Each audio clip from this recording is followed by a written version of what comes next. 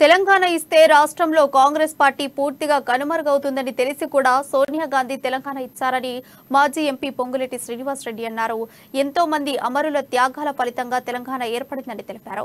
కేంద్రంలో ఇటు రాష్ట్రంలో కాంగ్రెస్ అధికారంలో లేకపోయినా అభిమానుల అనుచరుల అభిమతం మేరకే కాంగ్రెస్ లో చేరుతున్నామని చెప్పారు.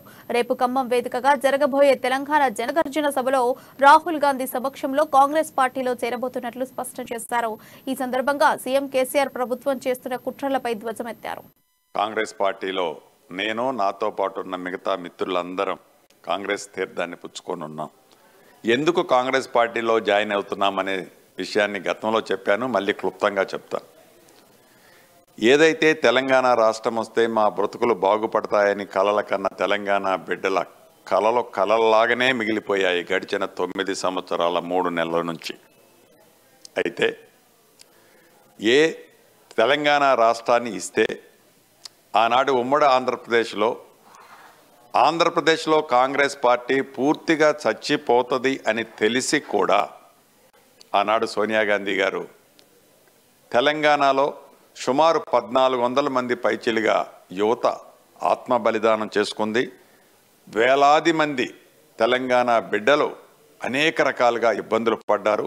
భవిష్యత్తులో ఇటువంటి పరిస్థితి రావద్దు, తెలంగాణ ప్రజలకి అండగా నేను ఉండాలి.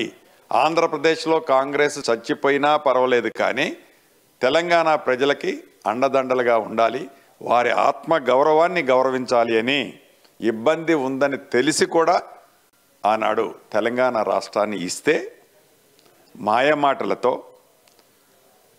టక్కర మాటలతో 2 పర్యాయాలు ఈ రాష్ట్రానికి ముఖ్యమంత్రిగా కల్వకుంట్ల చంద్రశేఖరరావు గారు పరిపాలించిన తీరు మనం ప్రత్యక్షంగా ఈనాడు చూస్తున్నాం.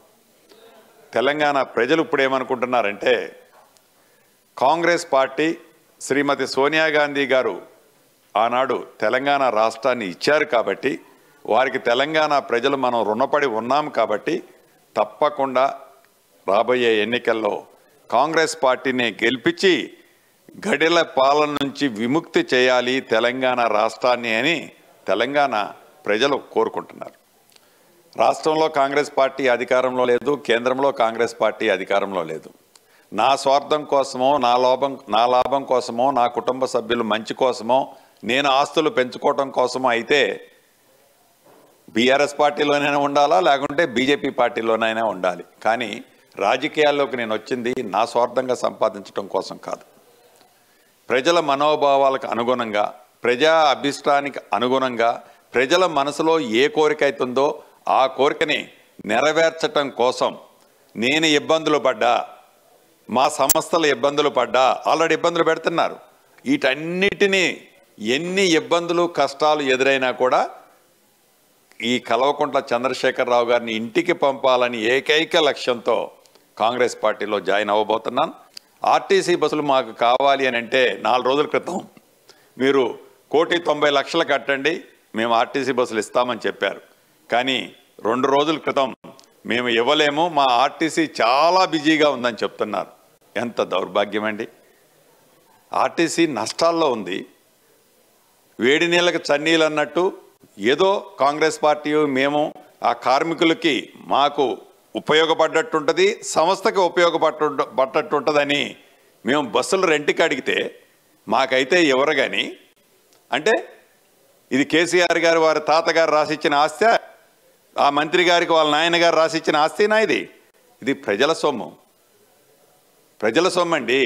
అదే మీరు బీఆర్ఎస్ పార్టీ ఎక్కడన్నా మీటింగ్ పెడితే ఒక బస్సుకు డబ్బులు కట్టి 4 బస్సులు నడుపుకుంటారు. మేము ఒక బస్సుకి 4 బస్సులు అడగట్లా, 4 బస్సులకి డబ్బులు కడుతున్నట్టున్నాం. ఇక స్వచ్ఛందంగా లక్షలాది మంది కదిలి రావటానికి సిద్ధంగా ఉంటే, ఆ స్థానికంగా ఉండే వాహనాలు తీసుకొని రావాలి అనుకుంటుంటే వాటిని కూడా చెక్ పోస్టుల ద్వారా ప్రజలను భయభ్రాంతులను చేసి ఆ ఆర్టీసీ ఏదైతే ఆ మిగతా వెహికల్స్ సి బుక్లు ఎక్స్ట్రా మిగతా అన్నీ కూడా సీజ్ చేయాలనే ఆలోచన ఈనాడు ఈ పెద్దలకు ప్రబుద్ధులకి ఉంది. చాలా బాధాకరం. కాంగ్రెస్ పార్టీ